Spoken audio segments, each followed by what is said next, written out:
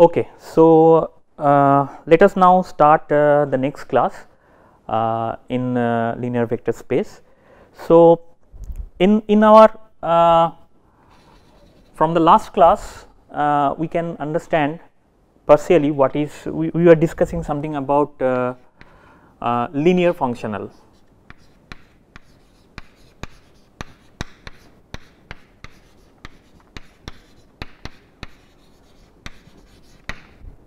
And we also give one example of linear functional which was a dot product, and we mentioned that we will give another example which is not necessarily a dot product kind of things, it will be different kind, but that can also be considered as a linear functional. So, the next example, example 2 is the trace of a matrix. My rule is trace of a matrix. So, what is the trace of a matrix? Say a 2 by 2 matrix can be represented as A11, A12, A22, A21, A22. This is the 2 by 2 matrix, the elements I can write in this way. So, now the trace, if I apply the trace operation over these things, then what essentially we are doing, we just add the diagonal elements here. So, that means outcome is A11 plus A22. This is just a number, this is number and number, two numbers I am going to add. When I add two numbers A1 and A2, I can have a scalar. So, I am adding two numbers and as a result I am having a scalar. So, trace of a matrix is a operation that I operate over A, and as a result I am having a scalar. So, one thing also you should note that A, these things A which is a 2 by 2 matrix can also form the vector space.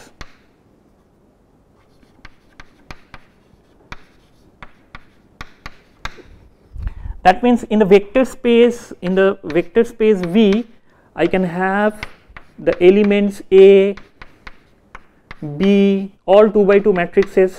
For example, they are forming the elements, they are the elements of a vector space. So, now what I am doing, that I try to operate this trace function or trace rule over that, and when I operate we find that I am getting a scalar. So, my first condition is valid. The first condition of linear functional is that linear functional is something which I can operate over the vector element, where the vector element here is A, in such a way that it is giving you the scalar. So, now I will try to find out what is going on when I try to apply that in A plus B. So, trace A plus B, what will be the result?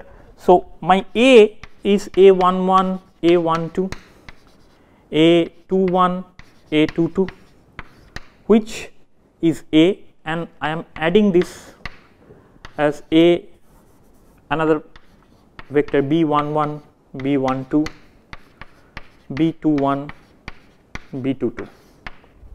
A plus B is element of the vector space, and I am adding 2, I am getting a new vector element, I called it C, where C is just the addition. If I do the addition, you can readily find that the addition is A11 plus B11 plus some terms here. I am not going to write this, I am just interested only the diagonal terms for the time being. So, it is A22 plus B22, this structure, the structure wise it will be something like this. So, now if I make a trace over that, I will have what value? So, if I write this here, so I will have A11 plus B11 plus A22 plus B22, which is essentially A11 plus A22 plus B11 plus B B22. A11 plus A22 and B11 plus B22 is nothing but trace of A individually plus trace of B. So, my first rule is satisfied. Function over A plus B is equal to function A plus function B. This function is a trace function, and both the cases it is giving the scalar things. The rule 1 is satisfied. Now, what about the rule 2? Rule 2 gives me that just write to recall, the rule 2 is A, if I over a vector, then it will be F, these things. If I try to do the same thing with this, so trace of some multiplication A with A is nothing but A trace of A. I am not doing meticulously, I suggest you to do and check whether this is valid or not. I believe it will going to valid, and if it is there, then we will have another example of linear functional. So, linear functional is, I give you the two examples where the essential rule is that if you apply that over a vector, the vector will transform to a scalar quantity, and following these two independent rules, that if we operate A plus B and I will get individual things, and a scalar multiplication can come outside. So, now I can understand what is linear functional mean. Now, after understanding the linear functional, now let me go back to our original problem, which is dual space. And by definition, in the last class we mentioned that a dual space is a collection of all linear functionals. So, if a vector space is defined with a vector, say alpha, beta and so on, then a vector space is defined like this. So, the corresponding dual space will be containing some other vectors like this. Now, we call these vectors, and this case they are also forming a vector space. One can prove that. I am not going to prove this here. They are also forming a vector space. This set of linear functionals also forming a vector space, but they have a different name. If I say this is a vector, sometimes they call this is a co-vector. Co-vector. Also, some technical term are associated with this dual space. That dual space is a homomorphism of the space, vector space with R. So, that means dual space can operate over a vector space. As a result, I am getting a scalar quantity in terms of R. I am not going to that intricacy, mathematical intricacy. Just here my goal is to understand exactly what is going on. So, now the question is very important question, how to represent a co-vector in dual space.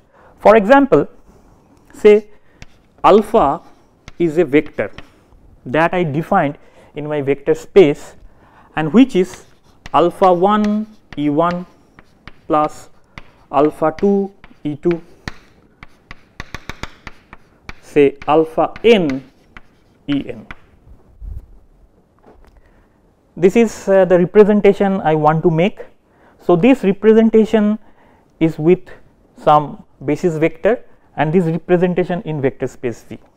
So, now the question is what will be the counterpart of these things here. So, which is important? The counterpart looks something like this, alpha. Now, I change this notation. This notation is called Ket notation, and this notation is called Bra notation. So, in Bra notation what we are doing essentially, I am rotating these things. So, this is now in this direction, I am rotating these things. Not only that, in the right hand side there will be a change. What kind of change will be that? Alpha 1 now became alpha star. If alpha is a real quantity, then alpha 1 and alpha 1 star will be the same thing, but since this is a component of the vector which is a scalar thing, so scalar may be, this is coming from the scalar field, So, scalar field may be a real quantity or a complex quantity. So, for the time being we consider a general case that these are complex. If these are complex, I can write it as this. So, it will invert. It will also invert and so on.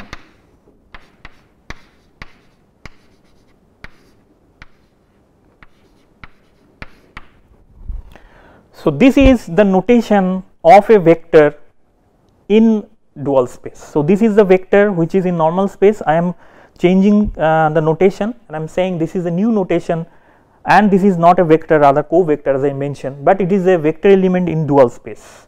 So, now if this is the case, now I will going to operate these over that. When I operate these over that, what happened that I will get something which is not a vector quantity, rather scalar quantity. But you should remember that from a say psi, this is a vector in vector space. If I go to its dual space, it will be converted as psi a star. I am going to this vector, I am going to the dual space for corresponding vector, and it will change like this. This things is called dual conjugation.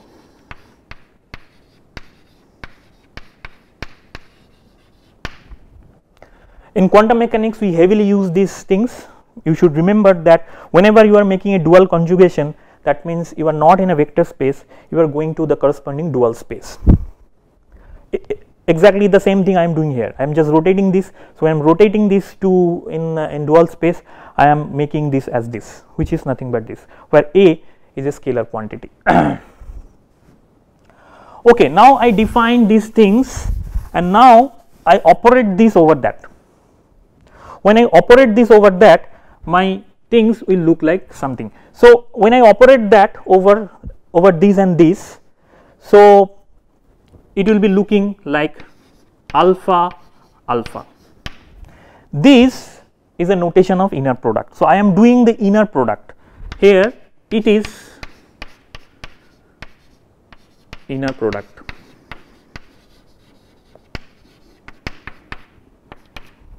I am making an inner product and I am operating this, it is just like this is operating over that. So, if this is the case, then I will operate this entire stuff to here. If I do, then what expression I will expect? I am writing these and these in terms of this.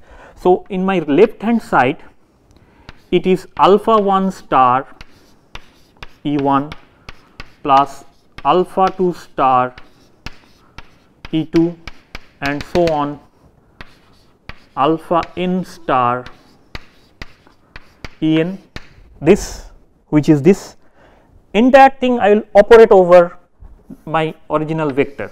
Original vector was decomposed with some basis vector like this.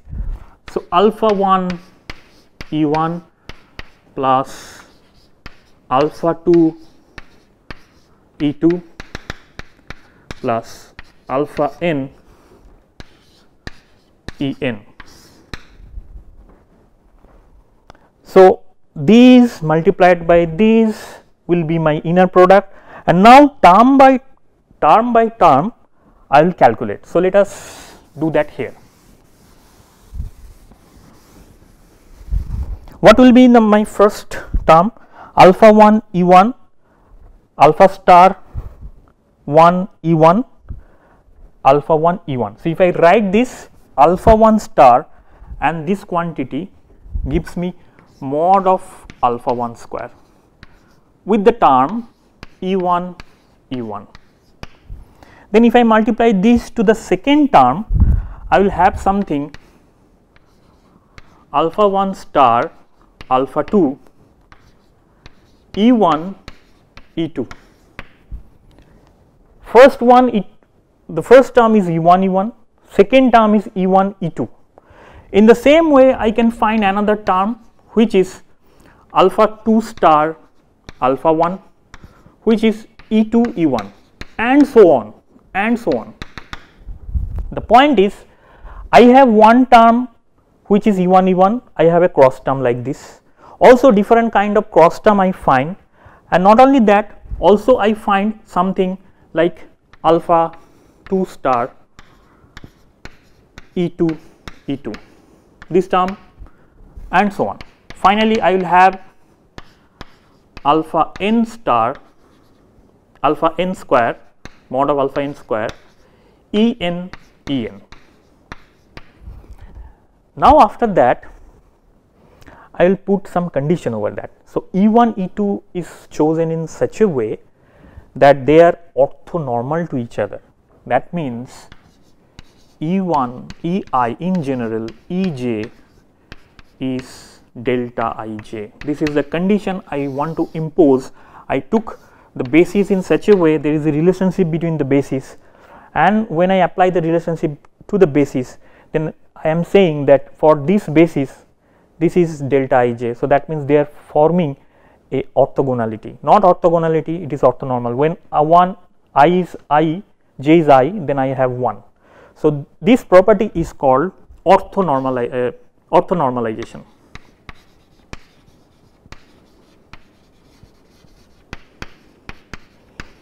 For the time being, just note this term and we will again explain this. So if I apply this to here, all the cross term will going to vanish. So essentially what we are getting,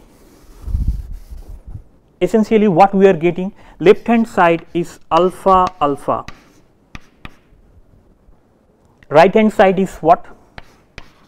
Alpha 1 square plus alpha 2 square,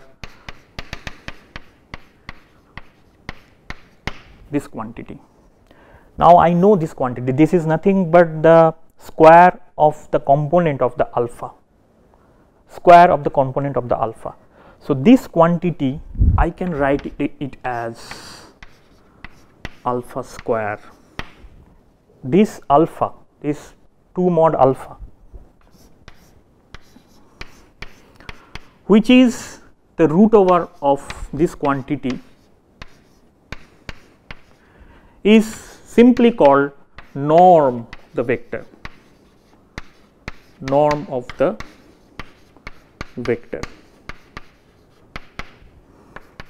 which we know, it is not a very new thing. A vector, if you just realize a vector in just ijk form, what is the norm of that? So a vector is given in ijk form, the norm is the coefficient square plus coefficient square and root over of that. So here I am doing the same thing, coefficient square plus coefficient square, whatever the value I am getting, I am making a root over of that, I am getting what is called norm. This is a very important. So next, it is the conjugation of the same vector with the same vector, and this has some properties, this norm has some properties. So what kind of properties? So let me discuss right here. This norm has some property. So first I am defining a vector, then I go to the dual space, then I operate with the inner product notation, then I find a vector, from the vector I am finding some scalar quantity. Now I am operating the same vector with the same vector, then as a result I am getting something which I call norm. Up to this is fine. Now what I am doing next is to find out the properties of this. So you should remember this quantity is always greater than 0. First of all, this is a scalar, no need to explain why it is scalar, because already I have shown that this is the scalar quantity. So this has to be a scalar. Not only that, this quantity has to be greater or equal to 0, first property. So norm will always be greater or equal to 0, norm of a vector is always greater than 0. Second property, if it is 0, say I am saying greater equal to 0, so there is a possibility that it will be equal to 0. If this things is equal to 0, then I must say that this vector is a null vector.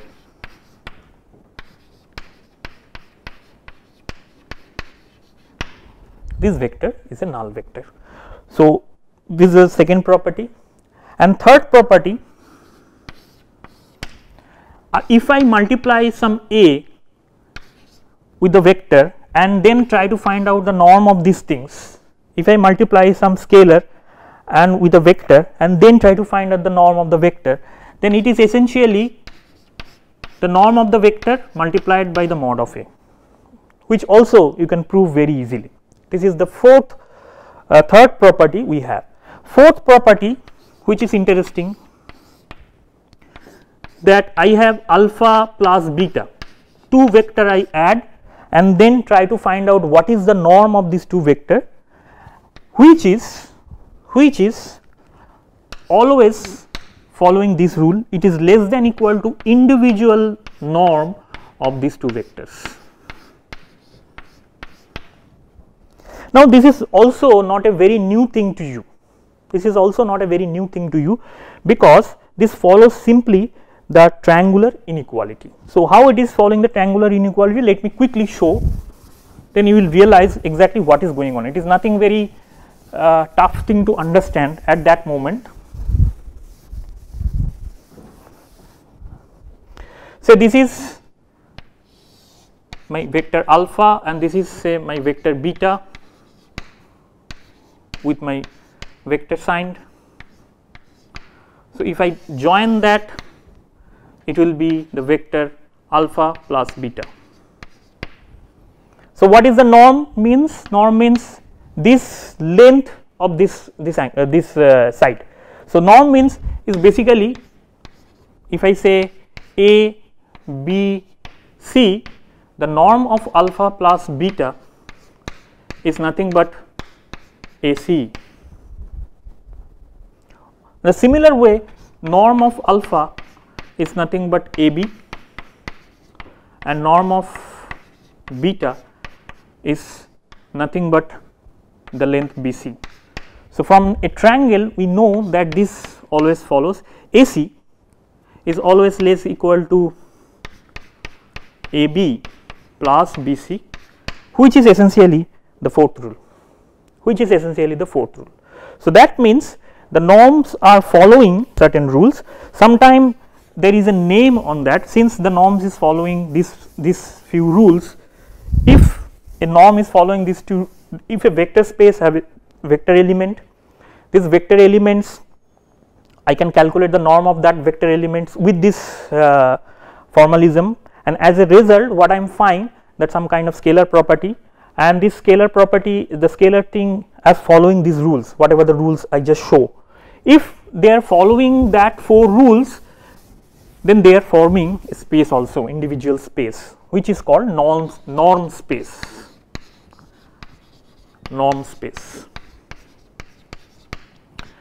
So, norm space is nothing but a space where the norm is following that 4 rule. For the time being, you just note that, if you note, it is sufficient.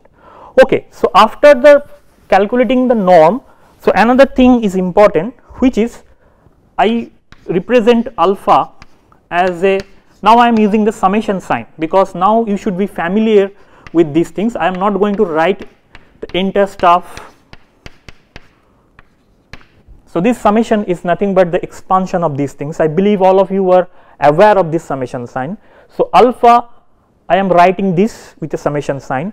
I am also writing another beta, another vector beta, which will be defined in way that beta I E I equal to 1 by n. This is another vector whose components are different, but I am expanding the same vector with the same basis EI and EI. So, now try to find out what is the value of alpha beta. I have already done the calculation for alpha alpha. I am doing the same thing, but just changing another thing, in just changing alpha to beta. So, that means essentially I am doing this. So, what I will do, alpha to n, sorry, this is the notation is changing, this is in Kate notation. Now, I am operating this over B. So, now it is in bra notation. So, bra and Kate I will operate, and this is my the inner product, this is my the inner product. So, when I am changing that, I need to change that also. So, if I change according to the rule, if you remember, it will be alpha star EI. Now, EI will also change, because I am taking the covector multiplied by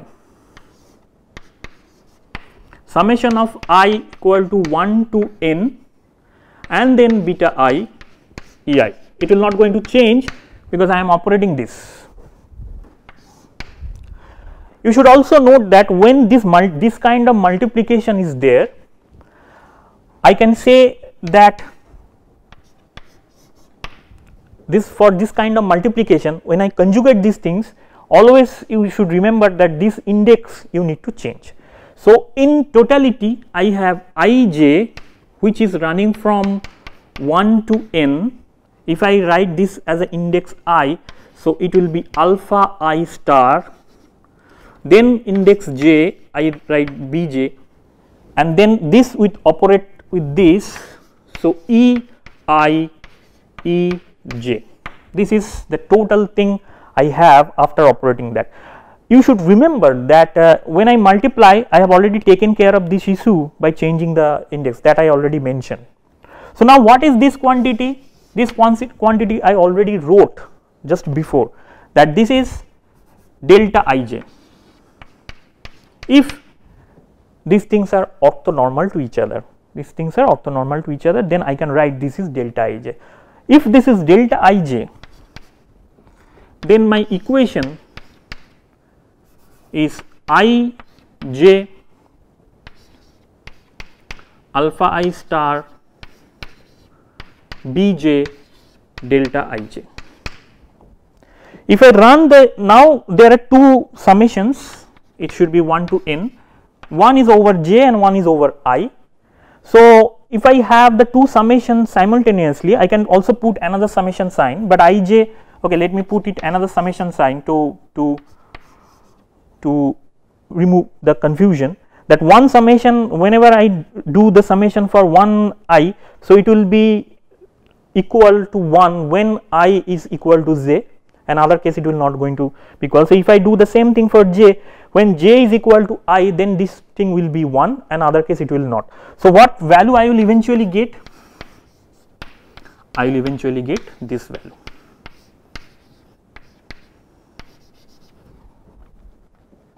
Alpha I star beta I. This will be my final result, because I am doing the summation. When I am doing the summation, delta ij will be converted to 1 when I is equal to j. So, only these components will be remaining, other component will not be remaining, and I will be ending up with this expression. But the question is, so I have the expression this equal to this multiplied by this. I show that the value I am getting is summation of I equal to 1 to n alpha I star beta I. I am having this. Now, the question is, please take it as a regular basis homework, a homework exercise. Beta alpha, I will just change this ordering. For the first case, I operate alpha over b and I am having some quantity like this. Now, I am rotating these things. I am now taking beta as my co-vector and I am operating this alpha. Also, I am having some kind of scalar. If you do the calculations, you will find these things.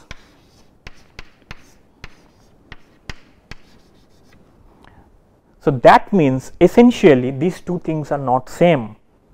That means alpha beta is not equal to beta alpha.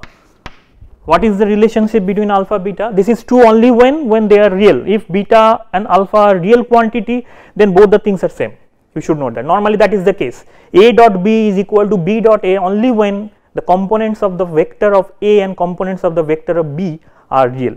If that is not the case, then the actual thing is alpha b is equal to beta alpha with a star. If I make a whole star over there, this star will gone, another star will be there. So, this is equal to this. So, this is the relationship between alpha and beta when they are not the real component, rather they are different components. I mean, they are complex components. So, now we understand with the bracket notation what is going on. So, quickly I need to show what is going on in in another notation, n tuple notation. So let me do that quickly. So alpha, I can write it as alpha 1 E1 plus alpha 2 E2 plus alpha n En. So in n tuple notation, this is alpha 1 alpha 2 alpha n, this is n by 1 vector. So what happened if I rotate these things? What will be the feature of this notation? So the feature of this notation will be something like this: alpha star, alpha 2 star, alpha n star, it will be 1 by n.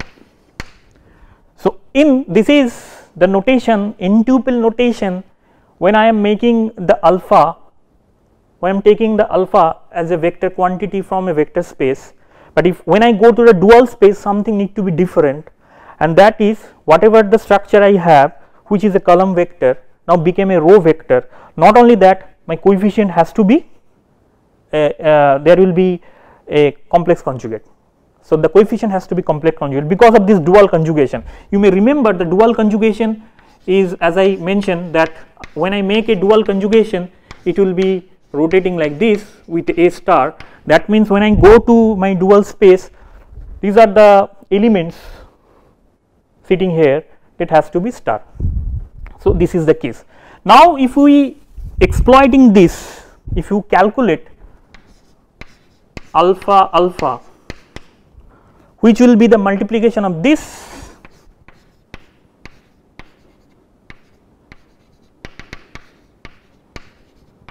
with this, then eventually this is a n 1 cross n vector, this is a n cross 1 vector. So if I multiply these two things, these two matrix, we will have something which is a scalar, and I can write this as mod of the same result that we derived in earlier bracket notation. If you do the same thing for alpha beta, you will getting the similar kind of result. So with that, I would like to conclude. So today we are now learning in a very important process. We are now in a process of learning something very important, which is dual space. And in dual space, we find that the vector can be rotated, and what the formulation will be and how the inner product is constructed. You should know these kind of things in detail.